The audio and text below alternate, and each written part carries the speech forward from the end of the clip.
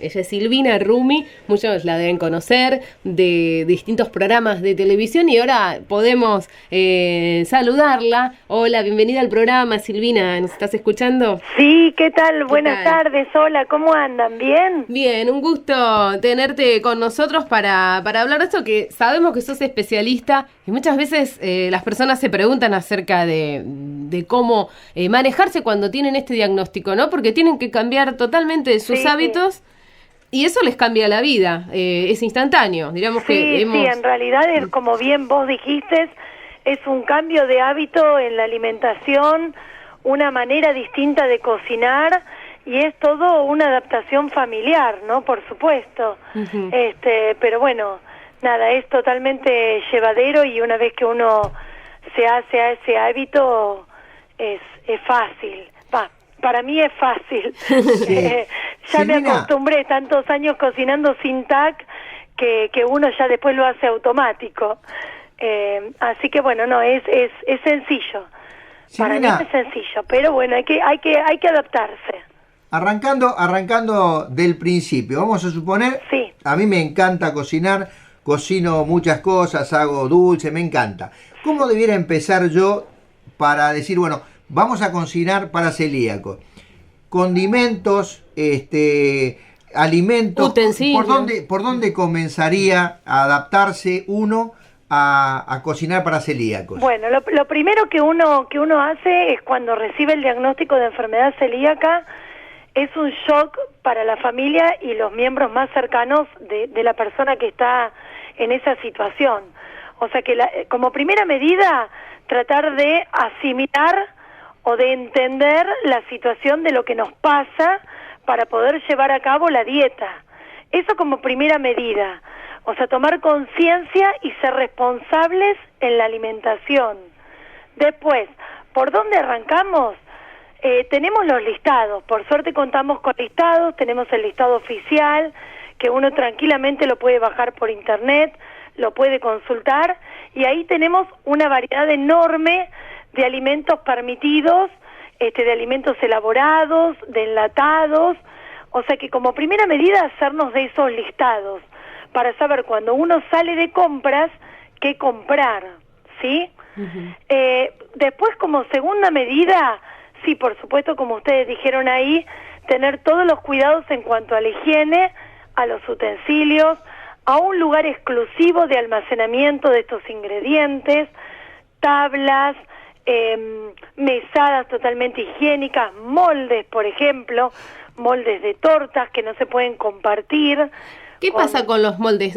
¿No se pueden compartir en ningún momento? O sea, si se lavan tampoco, ¿tienen que ser exclusivos para ese uso? Mira, depende de qué material sean los moldes. Uh-huh. Si vos tenés un molde de acero inoxidable, eso es una superficie que no es porosa, que con una buena higiene de agua y detergente es suficiente. Ahora, si vos tenés otro tipo de moldes... Teflón, por ejemplo. Teflón, por ejemplo, yo ahí aconsejo no compartirlo, porque tiene como una superficie porosa. Uh-huh. Y eso puede hacer que quede en algún recoveco algún restito de gluten. Pero, por ejemplo, si vos tenés un molde de teflón y tenés una pixera de teflón, y es la única que hay en la familia, y en esa pixera se cocina con gluten, y vos querés cocinar sin gluten... Un buen tip, por ejemplo, sería forrar el molde con papel aluminio. ¡Qué bien! ¡Qué bien! Lo adivinó la Rojaru. Estás aislando la pixera si pudiese llegar a tener algún resto de gluten. Uh-huh. Claro, lo ideal por ahí sería, en todos los casos en que se puede, colocar un papel nuevo, o papel manteca, o papel de aluminio. Un papel manteca, claro. Algo que nos aísle el molde, en el caso de que no sea un molde que tengamos destinado exclusivo para la cocina sin TAC. Y siendo a un ejemplo concreto, pensando en alguien que esté escuchando y que ignore totalmente el tema, entonces piense que es solo la harina, ¿no? Lo que hay que prestar atención. Vamos a dar una receta de panqueques, por ejemplo, que lleva pocos ingredientes, ¿no? ¿Usa cualquier huevo, cualquier leche y una harina especial? Bueno, lo que tenemos que tener cuidado, como bien ahí vos dijiste, son todas las harinas de trigo, avena, cebada y centeno, que eso es lo que tenemos el simbolito que dice el sin TAC. Uh-huh. Esos cereales son nocivos para el organismo. Lo que pasa es que la gente muchas veces cree que, bueno, no tiene harina, entonces sí lo puedo. Pero resulta que los alimentos tienen espesantes, tienen colorantes, tienen conservantes que pueden contener trazas de gluten. Entonces, es muy importante que la gente aprenda a leer las etiquetas, aprendamos todos a guiarnos por los listados para que nuestro alimento sea seguro. Nosotros los celíacos, yo digo nosotros, en realidad mis 4 hijos son celíacos, sí. Pero acá en casa la vida familiar es una vida sin gluten, con lo cual muchas veces yo hablo como si yo también fuese celíaca. Y te decía que los celíacos podemos consumir harinas, por ejemplo, como arroz, maíz, mandioca, quinoa, amaranto, lino, siempre y cuando utilicemos marcas permitidas. Claro. O sea que podemos hacer panes, tortas, galletitas, empanadas, pastas, pero evitando harinas de trigo, cebada y centeno. ¿Sí? Sí, Silvina, una consulta, porque ahora que lo mencionás, vos no sos celíaca, Sí. tus 4 hijos sí. ¿Tu marido es celíaco? No, ni mi marido ni yo somos celíacos. En casa, por ejemplo, todo lo que es almuerzo y cena es libre de gluten. Bueno, desayuno y merienda para los chicos también. Pero nosotros muchas veces tenemos que ingerir cosas con gluten, porque si nosotros nos hacemos los análisis y yo tengo una dieta libre de gluten, voy a obtener un falso diagnóstico. No sé si es claro lo que quiero expresar. No, Si a ver, yo hiciese expresar una un dieta libre de poquito, gluten, mis análisis siempre serían perfectos.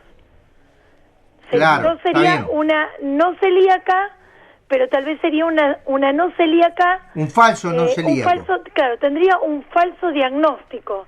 Por eso yo necesito ingerir gluten para darme cuenta si soy o no celíaca, y más teniendo 4 hijos celíacos. Porque se puede presentar en cualquier momento de la vida. Uh-huh. Y vos podés tener un análisis negativo hoy y en un año tener un análisis positivo. Eso también es como muy importante, porque la gente a veces tiene síntomas, se hace los análisis y dice, no soy celíaca, ya lo descarto porque el análisis me dio negativo. Pero esa persona, si siguen los síntomas, al año o a los 2 años, estaría bueno que se volviese a chequear, porque se puede despertar en cualquier momento. ¿Tus hijos nacieron celíacos o con el tiempo fuiste descubriendo que eran celíacos? En realidad, nadie nace celíaco. Esa era la pregunta.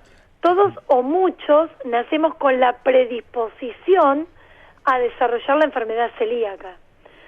¿Cuándo esto empieza a manifestarse? A partir de la ingesta de gluten en el organismo. Un bebé que toma una leche maternizada o la leche de la mamá y no ingiere gluten, no está expuesto al gluten, no es celíaco. Hasta que empiece a incorporar en el organismo alimentos que contienen gluten. A partir de ese momento puede o no despertarse la enfermedad. ¿Se entiende? Sí, claramente, ahora sí. Sí, ha sido muy clara y realmente, bueno, nosotros... ¿Alguna receta ahora? ¿Alguna receta? Una receta, claro, nos vamos, nos están echando. Algo rico, Viene el programa del provincial. Ya que ustedes me mencionaron los panqueques, les digo la de panqueques. Dale, panqueque. La mezcla. Que ustedes me decían de los huevos, bueno, todo lo que es huevo, todo lo que es leche líquida, son Syntac por naturaleza. No así las leches en polvo. Por los conservantes. Claro, y no así también las leches en polvo que pueden tener, a través de los conservantes, alguna traza de gluten. Pero, por ejemplo, para hacer una receta fácil de panqueques... Y cortita. Cortita. Una taza de leche, 2 huevos, una pizquita de sal, 180 gramos de almidón de maíz, y si tienen, para darle un poquito de elasticidad, una cucharada de fécula de mandioca. Genial. Eso lo baten, lo mezclan bien, y después en la panquequera, que tiene que ser una panquequera exclusiva, un poquito de manteca, una capita de la masa, vuelta y vuelta, y ahí tienen unos ricos panqueques. Bueno, genial. Nos vamos entonces con la fécula y el almidón de maíz. Sí, pero la vamos a convocar porque nos quedamos cortos con el tiempo. Sí, vamos a convocarte nuevamente. Bueno, muchas gracias. Muchísimas gracias a vos. No, gracias a ustedes, Un cariño grande para todos.